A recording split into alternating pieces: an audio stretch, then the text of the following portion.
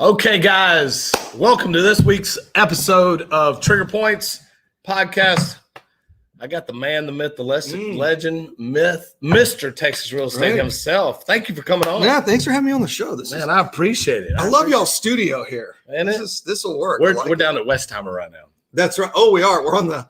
It's nighttime. It's Friday night. Getting ready to go out. We've time traveled. That's right. We've time traveled. So Friday night, we're ready to party here. Yes. So how's your week been? Not bad. Buying. I think the coolest thing is we're buying a beach house that. There are not very many houses that I get emotionally wrapped up. You're the same way, right? Yeah. You look at a million of these things. And, it's just another piece of real estate, right? Yeah. Trade them like baseball cards. And the last 2 weeks we've been negotiating this deal. It's my favorite house in Surfside. Yeah, you talked about this yesterday. Yeah, we talked about it yesterday, and it looks like we're going to contract it, and I'm just super excited about it. So that's kind of the most exciting. And I was chatting with Rob yesterday, my business partner. We've got a 17-unit apartment complex that somebody was going to buy, fell out of contract. They called us, and then I think there's another 2 or 3 more quadplexes, some other stuff. So, just kind of typical business stuff. But that's been an exciting week. It was an exciting week, and the book is finally done, so that'll get published next week. All right. If y'all didn't know, he's publishing a book. What is it called? We're calling it Mr. Texas Real Estate Reserved. And so the theme of the book is it starts in 2019, Q4 2019, all the way up to this month, June 2021. And the book is if you really get into what's happened in 18 months, last 18 months, we went through 3 business cycles. Yeah. We went through pre-COVID, COVID, and now we're post-COVID. So in 18 months, real estate does not change that much in 18 months. And you guys were here. You're sitting there the first days of COVID. You're like, well. We were a little nervous. Everybody's starting to get nervous, right? Yeah. But pre-COVID, doing really well. We're going into COVID. You're like, everyone's getting a little nervous. All right, what's going to happen? Yeah. Are we going to slow down? Slow down. And you guys were just like us, one of the few companies that was doing well before, during, and after. What I found over the last couple of months is there were companies that did well in 2019 that failed in 2020. Yeah. There were companies that didn't do well in 2019, did really well in 2020, and are now doing abysmal in 2021. Yeah. But I very rarely saw any companies or organizations or investors that did well through all 3 cycles. And so what I really wanted to do with this book is I took all my emails and blog posts and all that and put them into a book format where people could read through it and see the decision-making process, see the changes, see how we were following the marketplace. Because that's the biggest question I get all the time is like, how do you read markets? How do you read? And so that's really what the book is for. So I don't know, 225 pages of just great kind knowledge. of great stuff, right? Like how do we do this? How do we do this real estate thing? So it will be out next week. So we're pretty excited about that. So it'll be on Amazon, Kindle. I think the Kindle version is going to be $1, and I think the print version is going to be $5. Wow. So if you can't afford it. If you can't afford it, then come borrow it from me. Yeah, there you go. Yeah. I'll loan you the money. Okay. There you go. We're going to charge you 3 points. 3 points of $5, and then, compounded daily though. But the problem is, will the book appraise for $5? At this point, I think it will. Okay. So I think to tell you how much money we're making on this thing, I think our cost is $250 per book, not including their royalty.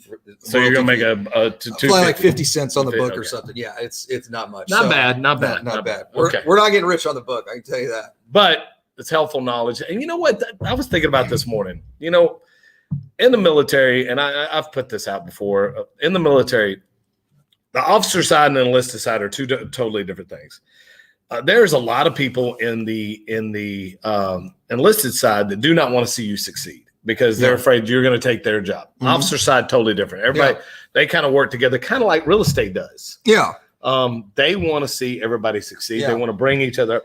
Real estate is so comparable to the officer side of the military that it's like everybody wants to see everybody else succeed, and they don't have a problem with it. That when I got into this initially, I was like, you know what? That right there is where I want to be, because everybody initially just says, hey, come on, let's get you up to where you need to be. Well, I was I'm not a military guy, but I was around the military growing up, lived all over the world. Yeah. And one of the things I found fascinating, at least on the officer side, is that it's a family commitment. Yes. And don't get me wrong, that happens on the enlisted side, but you've got the O Club, you have the Officers' Wives Club, you have it's like the whole family is engaged in this career. It is. And then it's teams of those families, depending on where they're at, what they're. That doesn't tend to happen in the enlisted side until you're up in the senior ranks. Right, like right. You're a first sergeant position, sergeant major, up in the which senior. is probably how long you'd be in before you get there. 7 years? Well, 6, 7 years? It depends on the MOS, but usually your senior guys are mid from 12 to 20 years in already. Okay. So you're already 10, 20 years, 12 years into this career,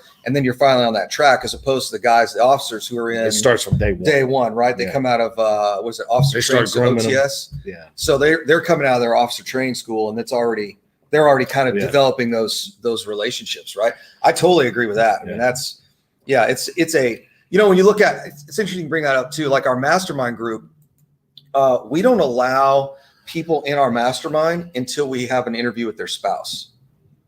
Interesting. You can't hide. I did not know that. Yeah. So this is how it works. So somebody comes and says, "Hey, I want to be in your mastermind group." I go, "Okay, great." We have a conversation. How much money you got? What's your credit score look like? And do you have capital deployed? Okay, great. And so then we go, then we'll say, all right, before you write us a check, you need to bring your spouse up here, and we're going to interview your spouse. Because if your spouse is not involved, you're not doing this. Because you don't want any hiccups. No, you don't want to. Oh well, my wife doesn't agree with this. I'm not going to be responsible for your marriage. Yeah, at all. Okay, at all. Okay, and so, that's pretty smart. Well, here's what I've learned the first time I did this. So when we were running Right Path, we broke some couples up. Oh well, that's they've been dating for like 5 or 6 years, living together, and I was like, okay, here's the deal.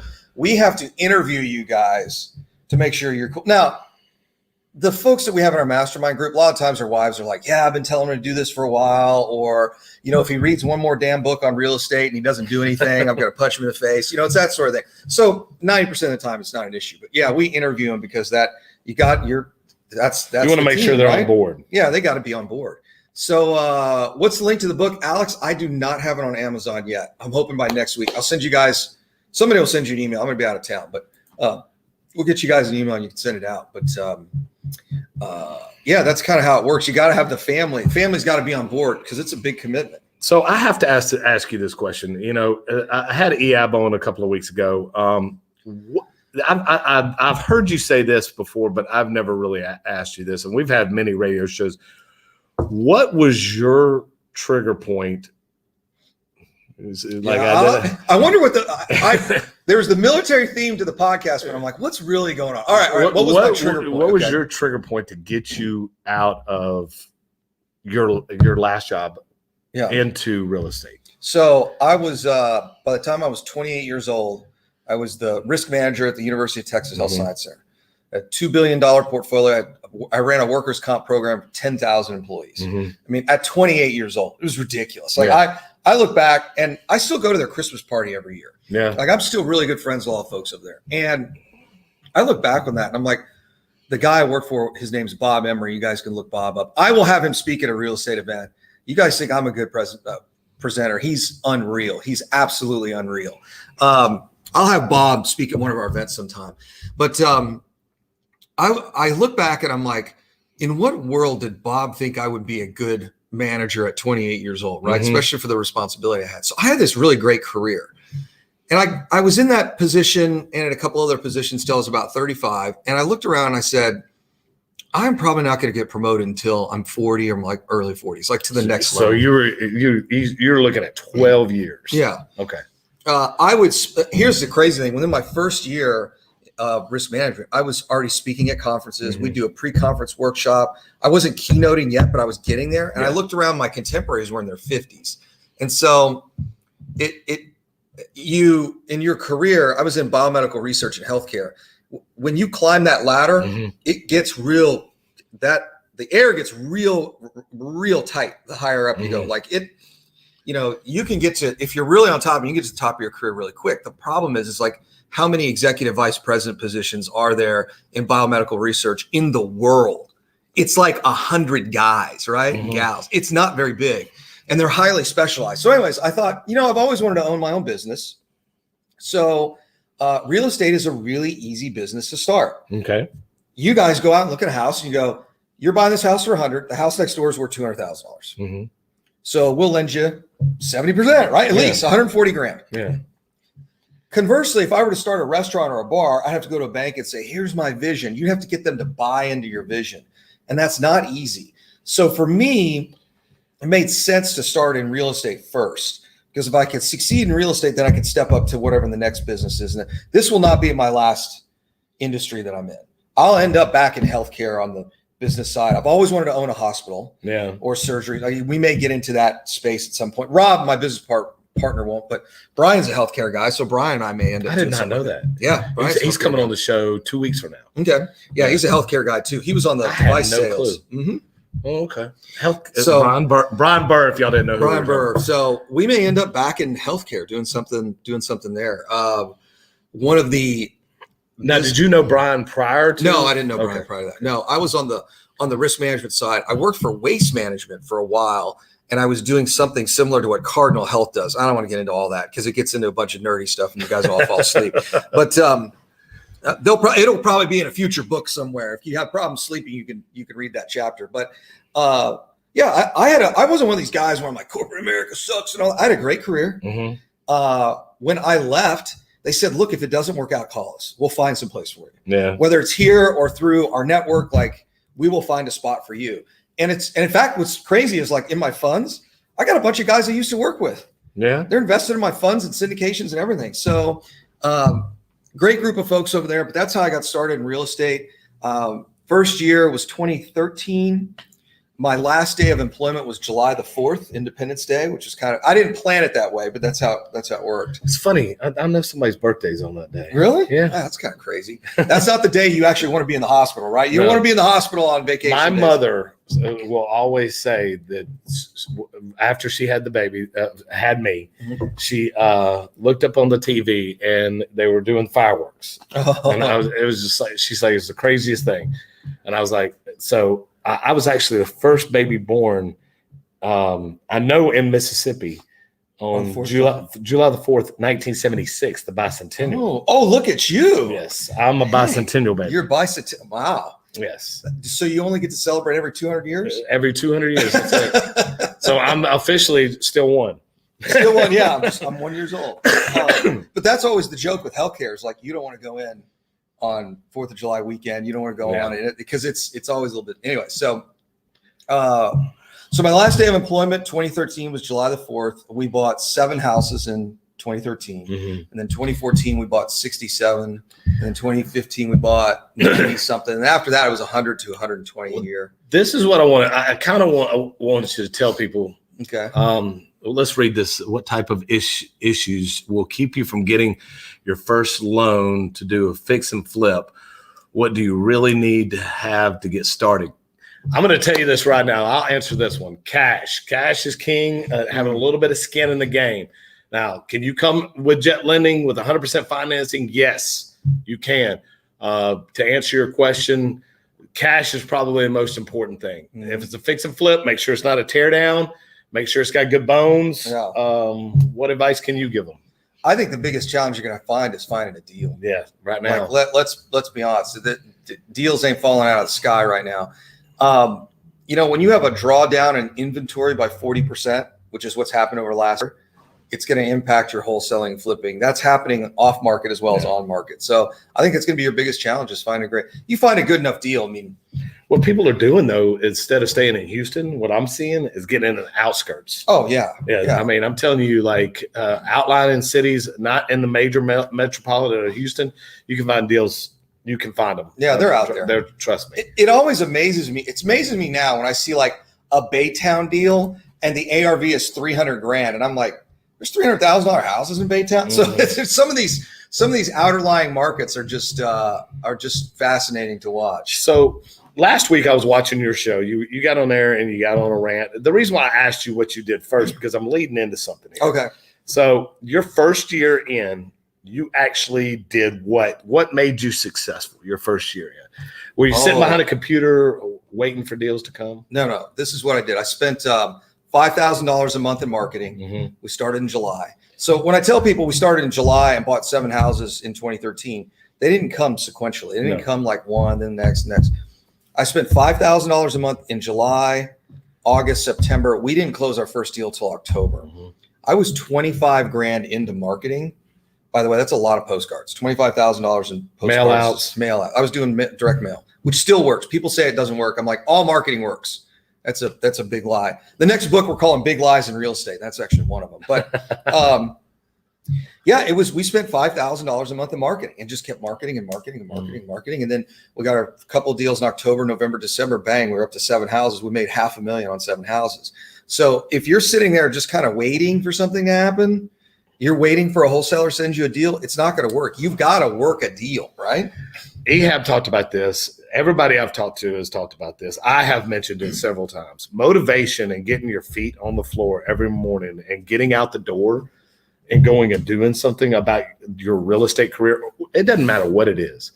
You have got to put in the work. You've got to. If you're serious about this, you cannot sit back and just expect deals to come to you. It's not going to happen. It's just not. And you talked about it last week. It's the reality is this is, I'm not always the biggest sports analogy because sports is actually a zero-sum game. And I don't believe business to be that. But the best analogy is you've got to play with whatever talents you've got. So if you're not going to be a starting running back, fine, sit on the bench. If you can't even get on the bench, get on the practice squad. Mm-hmm. You got to put in the reps. Yes. You got to put in the work. You got to be in the weight room. You got to eat right. You got to get the reps in.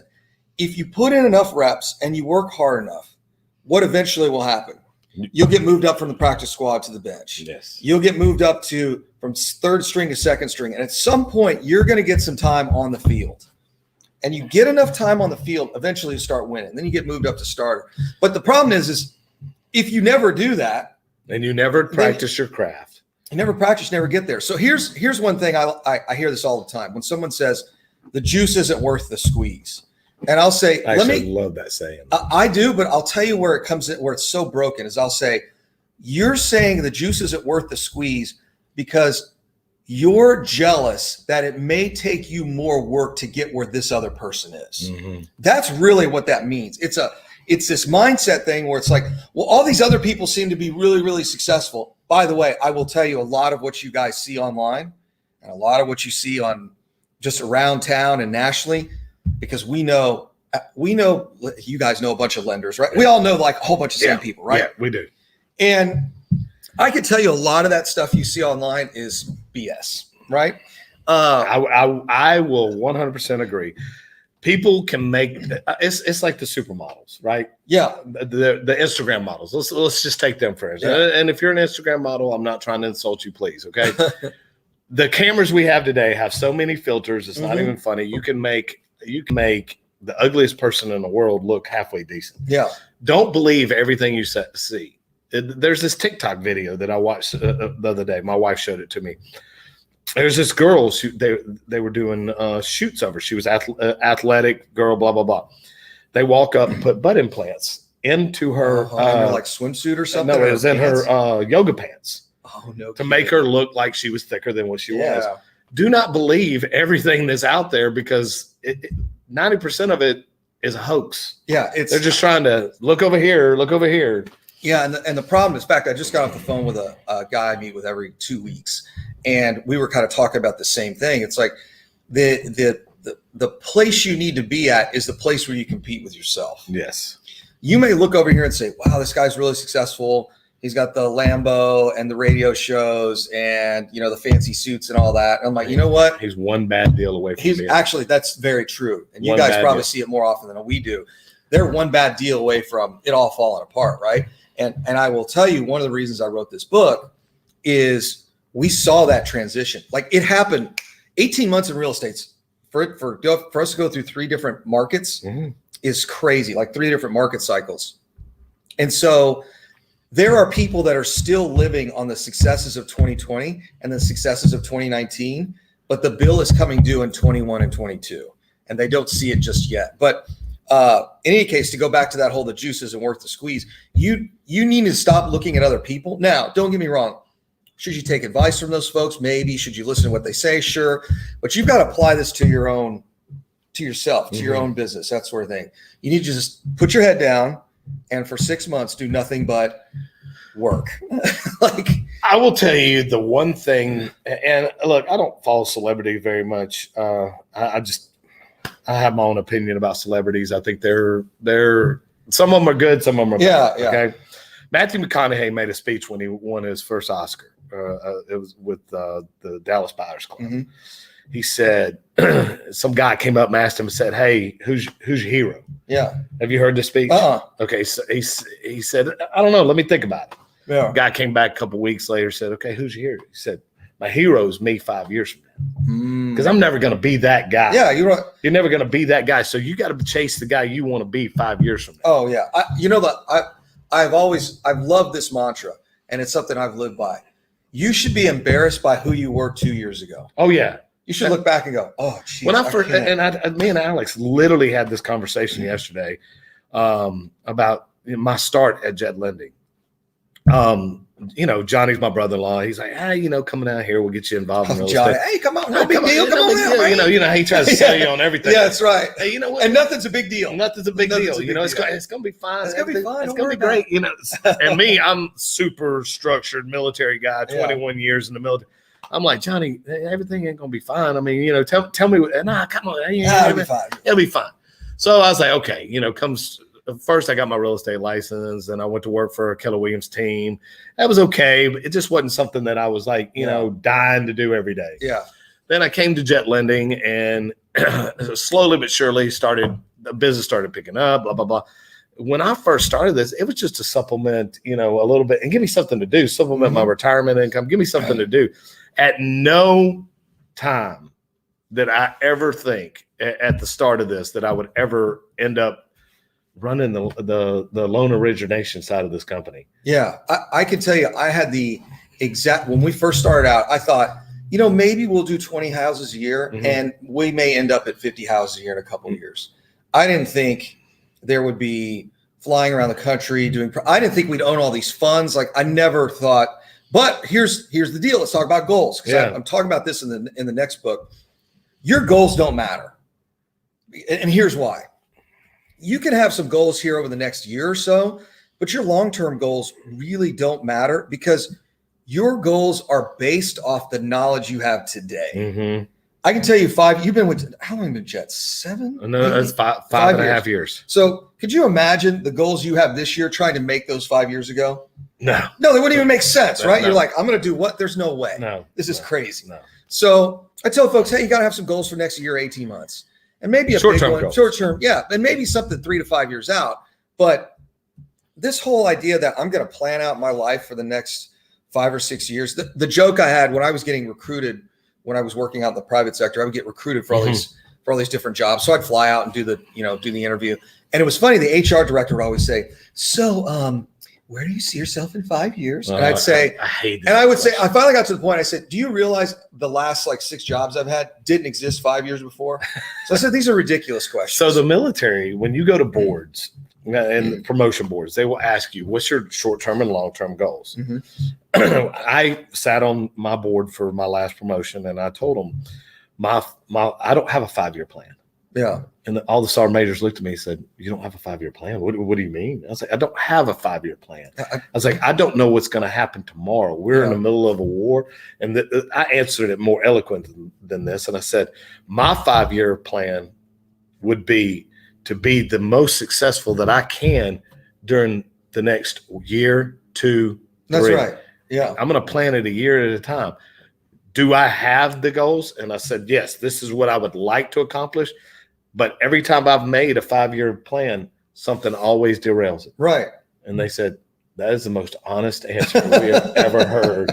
And I mean, they all stamped approved. They're like, that's the most honest answer we have ever had on a 5-year plan. Because most people will go in there and bullshit them and say, oh, I want to get my associate's degree and then my bachelor's and blah, blah, blah, which are great goals. That's great. That's great. You know, especially on the enlisted side. I told them straight up, I don't have a plan for 5 years. Yeah. I was like, I can tell you what I want to do, and this is what I think will happen.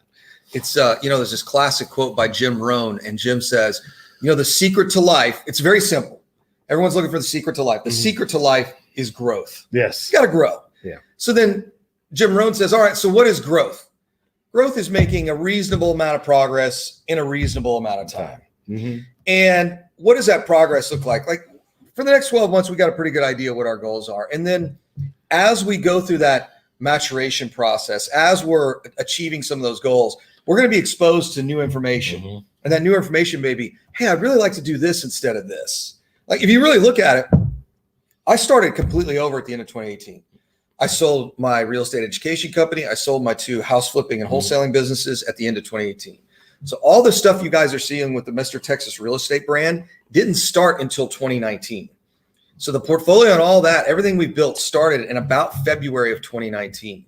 So what I was doing even 3 years ago is different than what we're doing today, or even 5 years ago, 6 years ago. So it's I mean, the not to cut you off, but the guy that's 5 years from now that I have goals from, if I can make it to that, oh, y'all better watch out. Yeah. I'm just telling you right now, y'all better watch out. I will tell you this. So that one of the things that Brian and I are kicking around right now, I'm 43. I think Brian's 41, 42.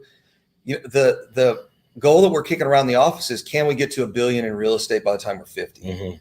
And a lot of people say this, like, well, I think our portfolio is 40 million now. They're like, well, you're $960 million short divided by this many months. And I'm like, no, you're assuming that's a linear path of growth. Like we went from 0 to 40 million in less than 2 years. So can you double it? Can you triple it? And depending on how your organization is set up, you can. So, and if you're doing multiple markets, which is why the Texas Real Estate Investment Center is so important. So you start backing into, are you building the right kind of foundation? And then on that foundation, what can you build on top of that? And sometimes you got to raise the house, right? Sometimes you just got to destroy the thing and start over, which is okay, but you've got to be prepared to do that. So hopefully that kind of answers the question. Yeah. Well, I mean, it's exciting to see where you came from, and everybody that's been on the show so far. I mean, I even asked Eddie last week, hey, how did you get your start? And, and Ehab, he was an IT guy. We've talked about him before. It's funny, like everybody comes from total different backgrounds. And the whole key to this show is to teach people how they can leave their job that they either don't like and be successful in real estate. Yeah. And I mean, you've been successful. Everybody on this show will give little tidbits. Hopefully that's what they're learning, And well, I'll say this too, 90% of folks shouldn't run their own business. Like they just shouldn't. They just don't have and it's not an arrogance. I mean, we can look at the statistics. 90% of people should not run their own business. However, I think a lot of you guys, if you owned a bunch of real estate, the nonsense you deal with at work all of a sudden goes to almost zero because you can leave at any time. Yeah. One of the secrets to life is having options. That's actually the definition of wealth is having options. Having options. So if you've got options to go to work today or go find another job and just leave your job today because you got plenty of stuff in real estate, that's a very powerful option. It makes you what's called outcome independent. Like that is a level of confidence most people never get to. So let's get to a point where, let's say, I don't know, your annual income is $100,000 a year, right? Let's get to $10,000 a month in net cash flow. And then once you're there, then you can kind of decide, do I want to keep doing this? Or here's what we found with guys that are in our group. They meet their financial goals and then they start getting promoted at work. And they're like, I don't know if I want this promote. Why? Because they're not emotionally invested as much in their job because the risk to them is zero. So that how that manifests is confidence. Mm-hmm. That's really what it looks like. It's like, man, I can take this job. Now, it's not arrogance where you say, screw you guys, I can do whatever I want. It's not that. It's just you start developing this high level of confidence, and then you start getting promoted. It's totally subconscious. Like it's just something you exude. I think confidence is, and I've met a lot of people over the last 5.5, almost 6 years. Man, it goes by so quick. It goes by quick. But and I've been retired from the Army for 6 years. I've met a lot of people in this time, and everybody talks about, hey, how do you get your start? How do you get your start? And I still see people that are coming. Like, so we just had our first event. Yeah, great event. People were walking through the door that I know for a fact have still not done a deal. Mm-hmm. I'm like, what? I was like, what are you doing? Yeah. I want to know what you're doing and what we can do to help you get to the next level. What is your drawback? Let's have that conversation. Yeah. Let's sit down and say, hey, this is where I'm running into hiccups. Okay, well, let's point you in the right direction. If we can get you going in the right direction, then maybe you can find a deal. Mm-hmm. And maybe you can start getting on the path to independent wealth. You've been coming to these events for 5 years that I've been at Jet Money. Are you coming just to network? I still run into people that started real estate at the same time I did Mm-hmm. and haven't bought a house. It makes no sense. And I'm like, dude, you know where my office is at? Like, we can get this sorted out like today. Yeah, well, and that's why I'm convinced it's not a real estate problem. It's not. I don't talk much about mindset because I like educating on like the tactical piece Mm-hmm. of real estate. But I'm getting to the point now where I'm like, okay, what is the real mental hang up here? Well, I think it's confidence. I think it's some confidence. Is it some sort of trauma they had when they were kids? This is one thing I firmly believe in. I firmly believe that most people are scared of success more than they are of failure. Like, I think most people are deathly afraid of success because here's what happens. When you become successful, you have no more excuses. Yeah. The definition of success is actually responsibility. That's actually what it means. Mm-hmm. So now you're ultimately responsible for your success, for your outcome, for your life. And that's a heavy burden. It's much easier to whine and complain about your crappy job than it is for you to say, oh, I'm the problem that needs to be fixed. So go find the cash. You can find the cash. It's tons of cash. Equity partner. Yeah, go find that guy. Yeah, go find a guy to partner with that does have cash. I always forget, what do you guys need on? You need what, half of the? So it's a third of the repair cost. Third of the repairs. And 6 months of interest payment at a minimum. What I tell people, if you're borrowing $100,000, a good rule of thumb is that you need to have at least $15,000 to $20,000 in your bank account. Now, is that a total rule of thumb? No.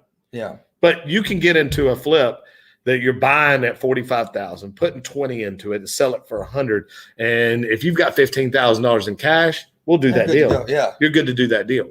Now, $200,000 you're borrowing, you're going to need a little bit more, so you're going to be somewhere between 30 and 40 in reserves. It just depends. And you guys are going to look at days on market, how big the rehab is. There's a lot of other factors than just kind of. And everybody gets hung up on cash requirements, like, why do I need that? Blah, blah, blah. You got to understand that nobody wants to put you into a loan with you at the outcome that you might potentially fail. Yeah, you guys don't want those properties. No, we do not. We are not a property asset getting lending company. I've met a ton of hard money lenders in California that are. Oh, I happen to be at a conference. I'm sitting there at a round table. It's happy hour time, Mm-hmm. and I've got all these lenders around me. And it's, we're about 4 or 5 beers deep, and I'm sitting there listening to them, and I'm like, oh, 20% of y'all's business model is taking them back. Oh God, yes. And they were like, oh, everyone got all offended. Like I just told them their kid was ugly or something. Like, oh no, we don't do. I'm like, you take back 20% of the properties that you lend on. We take back. I think this year we haven't taken back one. They have zero foreclosures, and they can foreclose, by the way, yes. Even though they're commercial loans, so it's not like they're in forbearance. Zero foreclosures. And out of the hundreds of deals you guys do, it's like I have personally this year closed. What was it? What am my year to date? I think it's 60 loans. Yeah. Hold on. Yeah, I think it's 60 so loans. Your foreclosure ratio is like 0.05% or something like that. That's just me personally, not the company. I'm talking about me as the senior director of loan operations. I've closed, I think, 60 loans. That could be a little bit off, up or down a little bit, and we have not. I mean, I'm averaging about 13 loans a month. Okay. 13 to 14 loans. Yeah, you don't want them back. No. It's a pain in the ass. No. It really is. No, we don't want them back. But there are lenders out there, and what people don't understand, they'll offer you everything up front. That's right. No cash down. We'll be at 2 points at 8%. Or 8.99. You'll do a loan to cost. They're already in this deal at a low risk. So when you hit your 6 month mark, they're going to make it impossible because they're going to start hitting you with points, extensions, everything. They're going to make it impossible for you to be able to afford to get out of this thing. Your interest rate is going to go skyrocketed, and then you're going to be like, "Oh Lord, I'm about to lose my house." I'm about to lose it. And then all they're doing, you know what? Give it to me. Tell you, I run into a lot of private lenders that are like, there's some shady private lenders. Everyone talks about going to a private money lender. I'm like, like No. you just need to come over here to chat. And I don't know, how many loans do we have with you guys? A dozen? At least. Oh, speaking of it, don't let me forget. I do have checks in the truck. Don't let me forget. He's got checks in the truck. I got checks in the you said truck. that yesterday. I know. I forgot to grab them. Yeah. Well, they wouldn't clear yesterday. They'll clear today. So the last little bit of this, you were talking about last week. You were talking about mindset and motivation, and what you were talking about. I want to kind of continue that conversation because that was some powerful stuff. Yeah, I did 2 shows last week. I'm trying to remember which ones they were. One of them was stop spouting the rules and play the game. Yeah. I run into all these people, and I've said this for years. I guarantee there's enough people watching that probably know more about real estate than I do, and you do. Like, I always run into like the land deed trust subject to wrap, do it, and I'm like, I don't understand any of that crap. Yeah. Here's what I understand: you buy the house or the apartment complex, you fix it up, you rent it up, and then you refinance it. Like, it's no more difficult than that. So I run into people all the time that want to spout the rules as excuses. Oh yeah. Like, well, you can't do this because you can't do that because you can't do. And I'm like, look, man, here's what I'm telling you. A single family house in Houston, Texas is appreciating $4,000 a month. Ooh. We talked about that yesterday. We did talk about that yesterday. In fact, it makes your hard money loan look cheap. Yes. This is what I don't understand. And I've said this 1,000 times. People talk about hard money rates or whatever. I'm not going to get into that. But what they'll do is they'll go to Best Buy and they'll put $5,000, $6,000, $7,000 on a credit card that's going to be charging 18, 19, 20%. And they'll say, oh, well, I got 0% interest for a year. Best Buy knows that what they're doing. They know that you're not going to pay it off in that year, and they're going to hit you with those interest rates a year later because you're going to make the minimum payment throughout the year and not pay it off. And then it always happens in December, and then the next December they've got you at 18%. But you'll do that, but you won't go spend 11 or 12% on a 6 month loan that you can get in and then out and make money instead of paying a debt. I think the rate discussion is always interesting, especially when you go, hey man, is that your brand new car out there? Like, yeah. So it will lose 50% of its value in the next 5 years. That's 10% a year. Plus you're paying interest. Well, my interest rate's only 1.2% or 2%. I'm like, yeah, but you're losing 10% of value. As soon as you drove it off. As soon as you drove it off, you're losing 10% a year, plus maintenance, plus insurance, and I'm like, plus depreciation. And we're talking about paying 10%, 12% on a loan that's 6 months. Like, come on, man. Here's why most people are bad at math. And let's go back to, where you had asked me how I got into real estate. I worked with this guy, Bob, for a long time. And Bob used to say this, as compared to what? If you pull out your entire financial portfolio and you say, I'm invested in this and this and this and this, and you start looking at the real rates of return, and then you sit down and say, but I can buy a piece of real estate that's appreciating $4,000 a month. I can turn around and make money on it. Why does it matter how much the title policy costs and what I'm paying the lender? And it doesn't. Everyone fixates on something because they can put a number on it, but they don't put a number on everything. Yeah, they put a number on. Oh, well, this is costing me too much. It's just, well, you have to understand. We got to make money to stay in business. Okay, you've got to make money to stay in business. Everybody does. Our goal is to take maybe 8% of your total profit. So you're going to keep 92% of it, right? We're going to take, if you keep it staying low, we're going to take 8% of your profit. So what is it? If you got 92% to play with, why can't I make a little bit of money and you make a little bit of money and going down the road? I look at it this way. It's like when someone says, well, it's too expensive. I'll say, well, what should it cost? Yeah. What do you think it should cost? Yeah. Based off your vast experience in lending money and being in real estate, what do you think it should cost? People are like, oh, well, I'm getting 8-9%. I was like, okay, go do that. I tell them every time, there's a reason why you picked up the phone and called me. Yeah. Yeah. It sounds like you already have your lender. Yeah, why did you call me? I love pushing back. I'm always the pushback guy. Hey, sounds like I am too. Hey, that should work out for you in like everything. Oh, I got this. Hold up. And I'm on the phone with, no, you found your lender. What are you calling me for? Oh, but I heard you were this, and this. I was like, all right, so let's stop talking about rate and terms and let's talk about this, and this that you heard about me instead of what the real issue is. That's right. Because the real issue is you don't like your lender. Right.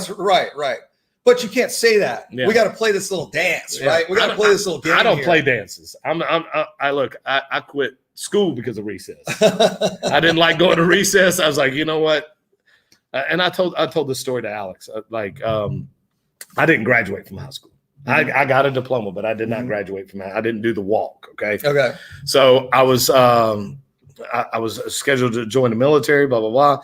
They said, hey, we can move up graduation. You're the only person in the class that's I was like, no, y'all do y'all's walk. I'm leaving. I'm gone. Yeah, I'm gone. done. I was like, but we want to honor. I was like, you're not honoring me because I haven't done anything. First of all I've done, I don't even know if I'm going to make it through basic training.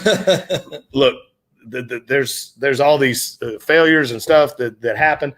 Let's not honor me, preemptively, Now that I think about it, now y'all can honor me. I retired. I did 21 years. If we can go back and do that. But my whole thing of that was, I didn't want to walk. I wanted to go and get my life started. I didn't want to play the game. I was just like, I'm ready to go. Ready to go. You're ready to get out of here. Let's see what else we got up there. All right, let's see. We got a question here. Have you heard of Fund and Grow? I don't know who that is. I don't know who they are either. Man, there's so many. There's like people ask me like, Jason, do you know such and such a guru and this? And I'm like, no, I have no idea who these people are. I know a couple of guys, but I know Grant Cardone. Uncle G. We have the same attorney. we know Uncle G. And he is legit. I will tell you this. A lot of people say, well, I don't know. He seems like, no, Uncle he's a legit dude. Yeah. I love his motivation. I love how much energy he has. I watch all of his little podcasts and stuff he does and his little show. That guy right there is who, I'll be honest, that's the guy I'm chasing. Well, we're having this discussion about events we're going to do in 22. Do not be surprised if he's on a stage with us at some point in 22. He's an interesting character. Let's talk about Grant Cardone for a minute. Yeah. Why don't you guys Google how old Grant is? I think a lot of people miss this. How old is Grant? He's in his late 50s, isn't he? Oh, no. What? Grant's in his 60s. What? Well, he's on the same stuff you and I are on. Oh, well, of course. Yeah. That's why he looks so good. That's the last 10 minutes of the show. Yeah. Let's not jump preemptively. We won't get into that. But so Grant's in his 60s. Now, when did Grant start? I did not know When did Grant start investing? In his 30s. So his $2.2 billion portfolio started 35 years ago. Oh, wow. A lot of people miss that. Now, don't get me wrong. He's bought most of that until recently. But when he was building up his portfolio and his business prowess and all that started 35 years ago. Wow. 63. 63. That blows my mind. Literally, because when you see him, you look at him, you're like, this guy's in his 50s, maybe late 40s. He's always got a lot of makeup on when he's on camera. I'm sure he does. He's in his 60s. But I've told a lot of people that I've watched him, over the years that I've been, in the real estate industry. And I'll never, let me not say never. That's the guy I want to be. That's the guy I want to be when I'm in 40. You're 45 in less than a month. What's today? Today is the 4th. In 1 month. Oh, that's right. 1 month. In 1 month. Yeah, man, you could get to $1 billion in 30 years, 20 years. Yeah. It's 20. So here's another thing I like to say. People overestimate what they can do in 1 year, but they greatly underestimate what they can do in 5. No. So 5 is that's a success story right here. Yeah. 5 years. 5 years, man. 5 years. literally started at jet lending, bottom of the barrel, junior loan officer. Now, I mean, heck, got a whole department. Yeah, you got a whole team. Jet Team One. And it's just, you can accomplish a lot in 5 years. Yeah. You can accomplish a lot in 30 days. You can accomplish a lot in 1 year.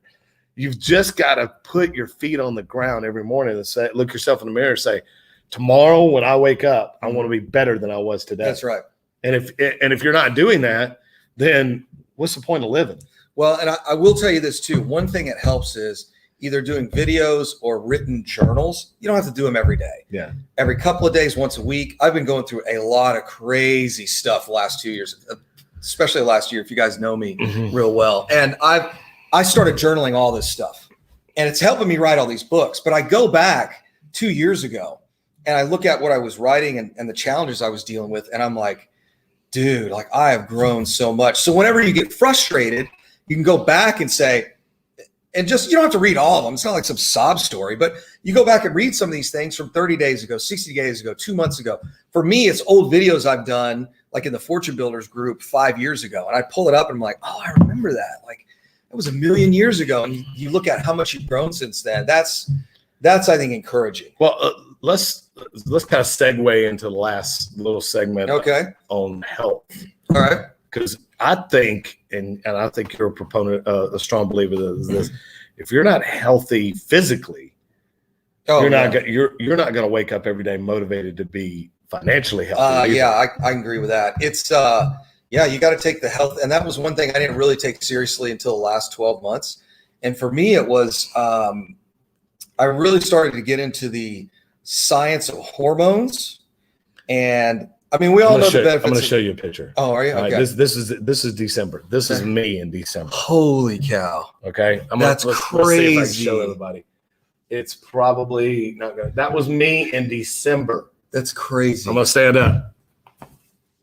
Yeah, dude. It's I had to pull one up from a year ago. Actually, you know what's funny? I have lost effectively 40 pounds.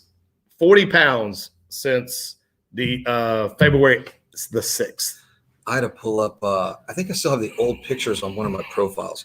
It's in here somewhere. But yeah, it's and if you're, I know exactly where we're going with this thing. Yeah. If you're a dude, no, it's not even about dudes. I know. I'm just gonna give the secret to guys because we know the secret for the guys, right? But if you're a dude that's over the age of 30, like get a full blood panel. Yeah. Well, I will differ with you a little bit. There's a lot of people that say you need to wait until naturally. Well, that's fine, but it's good to have the blood work done now, right? It is, yes. I think if you're over the age of 30, let's be honest, most of the people that watch this are in their late 30s, early 40s anyway. But I would get the full blood panel done, get your testosterone and everything else. And there's other stuff that's more than just, testosterone and all that other stuff. But there's some things you really ought to be looking for now. Yeah. I will tell you this. This is what happened to me. I got out of the military. Slow decline, sleep, everything just went down. Got married, got comfortable, started just throwing on the pounds. I was at 205, 215, fluctuating between there right before I got married. I was going to the gym, so that was help keeping it off. I will tell you, I was going to Low T Center, great. I went there for almost 2 years. Alex Burak, thank him to this day for this. He was like, dude, you got to stop. All they're doing is juicing you. Every week I go in there, put a shot in, and it's like one of the worst things in the world you can do. And I didn't know this at the time. One of the worst things you can do is just go get a bunch of juice and wait a week and then get a bunch of juice. Yeah. And I hate to refer to it as juicing. It's just, that's what it is. And Alex is like, I go to this guy, blah, blah, blah. You got to give him a chance. I was like, okay, you know what? Screw it. I'm going to make the 5-hour trip to Paris, Texas in the middle of nowhere. And I'm going to sit down with this guy and we're going to talk. His name's Dr. Jordan Grant. Yeah. You're using him now? I'm using him now. He's great. I've been on for 3 weeks now. He's awesome. But I needed to go sit down and talk to this guy. Yeah. Because I was severely overweight, 235 pounds. And I was just like, I was unhappy. My pictures, I was just like, no, okay, enough. So we sat down and he broke down stuff that Alex had been trying to tell me for years. He said, this is how much sugar you're taking in. And he said, look, he showed me pictures. This right here is how much sugar is in your blood. And this is why you're almost diabetic. He's like, you have got to cut this, and this, and this if you want to see these results. Yeah. He's like, your diet. It's not just about the physical, about how you feel. It's about what you're putting into your body. Right. Yeah. He's like, yes, I could straighten out your hormones. Yes, I could straighten you out to where you're going to feel great. But if you're not doing this, and this as far as your diet is concerned. Yeah, it's a Band-Aid. It's a Band-Aid. Yeah. And he's like, so I said, okay, I'm going to commit. I cut out sugar. It's meat, vegetables, anything that's healthy. I cut out starches. I cut out everything. Boom, just started falling off. You know what? Here was the thing for me. It was I used to be able to do bond math in the back of my mind. Like I could sit there and go, okay, here's a par value, all that other stuff. And then I couldn't do that. And then I would go to the gym and it would take 3 days to recover. And I'm like, is this because I'm going out too much? Is it because I'm just working too much? And then finally I started at the low T center, right? And they looked at everything and said, hey, your triglycerides are a little high. And I'm like, that's because I eat bar food for a living. And then he good old bar food. And then they looked at my testosterone level and they said, look, I don't know how you're performing aside from sheer willpower at this point. And I was like, well, and they said, okay, let's get you on some a low dose of testosterone. And literally inside of a week, I was doing 2 days at the gym. Like I can go lift and then ride the bike for 30 miles in the afternoon. Like it was crazy. And then I realized I'm like, oh, this is how we're supposed to feel. Like it's only in the last, I think Alex and I were talking about this, only in the last 200 years where men have lived past like 45. Like most of the time we die. 200 years ago, we died by our 30s. Because it's the weakest link. Hey, look, if you ain't keeping up with the hunt, you're going to get dead, eaten. Right? However, our biology hasn't changed over the last millennia.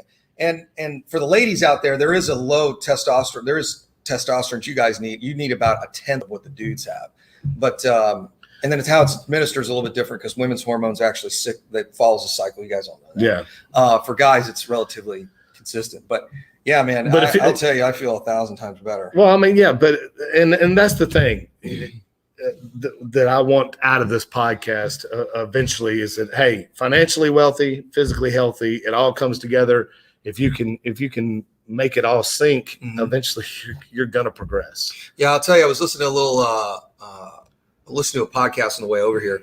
And one of the things I thought was fascinating is they said, look, your happiness, everyone seems to believe that their happiness is defined by what they don't have. Yeah. I want to be on that beach somewhere retired. I want to, here's a good stat. I found this fascinating. I'm in the whole dating market, so I'm researching this like you wouldn't believe. He's analyzing. I'm analyzing. I've been reading behavioral psychology for the last 2 years. Every day, I'm learning something new about how people behave and how they make decisions and all that stuff inside the confines of intimate relationships and business relationships, all that stuff. And I found this stat very interesting. You know, we've got the world at our feet, right? We've got no one really starves anymore. Not in the Western world. I mean, yeah, some people do, but it's really more because they want to live on the street. Let's just be honest, right? So 1/4 of women are on antidepressants. And that doesn't include the ones that are, drinking and doing drugs and all that other stuff, or they're chasing something else, right? And you start to ask yourself, like, well, why is that? We've got a world of abundance, but nobody's happy. I got a clue. I do too. But so one of the things that I was listening to this podcast and they said, one of the things you've got to recognize is it's only been in the modern world where being successful is just more than surviving. So in the last 100 years, if you were successful, it's because you were able to feed yourself the next day. Well, now we've got this existential threat of, well, what are we supposed to be? What are we here on earth for aside from just surviving? And it really kind of transcends. It's like, what are you supposed to do with your life and all that other stuff? But the reality is like, if you're in real estate because you hate your job and like, you really just want to be retired, your end state, your goal state should not be to sit on your ass and do nothing. That doesn't work for human beings. You've got to keep moving forward. You got to keep doing. So I'll give you a good example. Most people don't know this, but I'm going to go ahead and share some of Rob, my business partner, some of our relationships. So Rob and I have been business partners for, I think, 2 years now. And his commitment to me was 5 years. So he's got 30 months before he retires. Mm-hmm. And he's 53, I think. 53, 54. And the fascinating thing is Rob will say, yeah, I'm just going to go skiing. I'm going to sit on a beach. That's actually not what he's going to do. He wants to start playing golf, and he wants to play on like the senior tour. Like that's one of the goals he's got, right? It's not a bad goal. It's not a bad goal. So he's going to go back to work on his golf game, and he's going to treat it like a job. Mm-hmm. And so I think if your end goal state is, I just want to sit on the beach and hang out with my friends, it's never going to happen because boring. It's never going to happen because human beings are not designed. And your friends aren't going to be there. They aren't. Well, that's another thing people don't realize. It's human beings are human doing, right? If you've heard that commercial before, we do stuff. So if your end goal is just to sit on your duff, that's not a real goal. I mean, your friends will come and visit you and say, yeah, great. But they're going to get tired. They're going to go back to work because you've got to keep moving forward. That's why there's so many people that are working into their 70s now. Yeah. Because and my dad, he told me this. He said, son, no matter what you do, you got to keep moving forward. Yeah, you got to keep working. You got to keep working. He's like, if he stopped at 65, he had 2 retirements. He was like, I could have kept working till 70. He's like, I wish I would have. Hmm. He's like, he just went home too early. Yeah. Yeah. Well, I think there is something to be said. Well, let's go back to goals. Let's go back to the first part of the show, right? You're going to work just like you and I were talking on the show yesterday. You're like, I'm going to buy this ranch. Yeah. I'm going to look out on that pasture. I'm like, you're not going to do that. You're going to buy the ranch, but you're going to have something you're doing, right? Now maybe it's not. It's a good thought to have. No, I think it's a good goal. You're going to do that now.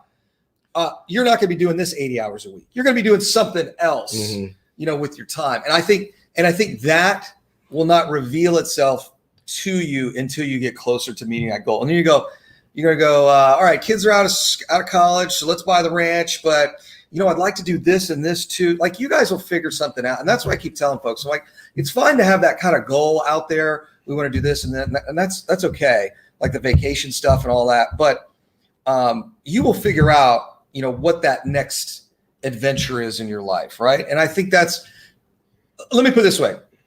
Make $1 million a year is cool. Mm-hmm. Like it's cool. Don't get me wrong. It's cool. But becoming that person that can do that, you will value more who you become than what you've made. Mm-hmm. I can tell you for me personally, and that's a classic Jim Rohn quote where he's like, don't worry about how much money you're making. Worry about the person you're becoming. Mm-hmm. I was relatively close with one of our first private lenders, and he passed away in December of 2019. And on my 40th birthday, he sent me this really nice email. And he said, Jason, the first 40 is fast. The next 40 is even faster. Oh, God, man. Look, that's what I just was saying just a minute ago. I turned 40 right after I got out of the military. I'm about to have my 45th birthday. It is like supersonic the last 5 years. Yeah. It's just like I had a baby, got married, new house, promoted at jet lending, moved up in jet lending. I mean, in 5 years, those things have skyrocketed. I mean, and the more I think about it, like the days go by, Yeah, here's a good quote for you guys. The hours are long, but the years are short. The hours are long, but the years are short. Yeah. I can tell you it goes by. So, I mean, my oldest is in high school now. He's a freshman next year. It goes by so quick. That's why it kind of irritates me when sometimes, because it's when you see people that are not progressing and you're like, what are you doing? Okay, you only got a little bit of time on this earth. You're not promised tomorrow. Wake up today. Do the best you can today. Man, if there is anything that's destroyed more relationships with me is when I look at human potential, especially people who are closest to me. Mm-hmm. I look at the potential they've got, and I'm just like, you could be so much better. You have no, all you have to do is these couple of things every day, and you could be so much better. It is personal relationships with me. Yeah. Routine. Yeah. It's I was on this conference call today. And we're talking about a couple of different things. But you know what how to achieve success, what that really looks like? It's actually taking things away. Mm-hmm. You need to take this out of your life because it's not productive. You need to stop doing this habit. You already have a set of good, successful habits, because I'm willing to bet a lot of the folks that are watching, you're already successful in something else. So in order for you to be successful in real estate, you just have to say no more. Yeah. And it's the same thing in interpersonal relationships and intimate relationships and all that. We're not doing this. We're not doing that. We're doing this instead. Like you've already got the keys to the castle. They're just kind of all mixed up right now. And it also has a large part to do. And we'll end on this, of who you surround yourself with. I agree with that. Yes. You have to surround yourself with like-minded people that are Yes. going to propel you to the next to the next level. Yeah. And if you're around people that are just laughing, joking, Partying all the time. And don't get me wrong, I love to party. I know you too. Like, don't get me wrong, but all the time, No. In fact, and this is one of the things I kind of had to give up to lose the weight is alcohol. Yeah. I would go from drinking, 2 nights a week, going to events, stuff like that, or just having a casual drink at home. one night a month. That's what I allow myself. And it's a low sugar drink that I've switched to. Not the old fashions with all the sugar. Oh yeah. I did usually it's vodka and lime juice There you go. or tequila and lime juice. I'll tell you what, man, I did that hard 30, and I'll be canoeing in Minnesota and up through Canada for the next week and a half. When I get back, I got a photo shoot at the end of July, and then in August I got a huge bike ride coming up. Mm-hmm. And I think I'm just going to cut it all out and just get real lean. But the problem is, but I will tell you this. So I stopped drinking for like a whole month, and I found some really great low calorie, non-alcoholic beers, if you can believe that. I kept posting them on Facebook, like through the month of, when did I do that? March. But we'll have to share, alcohol, some secrets, non-alcoholic and alcoholic beverages for guys that are getting ready for competition. So, all right, guys. Thank y'all so much for joining us. Thank you, Jason, for thanks coming. for having me, man. I appreciate it. Thanks for having me. Guys, if y'all ever need anything, Jason, y'all know how to get a hold of him. Me, you can call me personally, 903-806-4400 or rob@jetlending.com. Guys, thank you so much. Let me give you the if you guys ever want to join our mastermind, the number is 281-401-9008, 281-401-9008. Just text mastermind. And then when the book comes out, I'll shoot it over to you guys and you can send the email out for the book. So Jason, again, thanks for coming. Yeah, thanks for having me. All right, guys. See you guys. We'll see y'all next week. Haley Gant. Oh, Haley's going to be on. Haley Gant's going to be on. And then Brian, a week after that. After that. All right. All right. Thanks, guys. We're out here.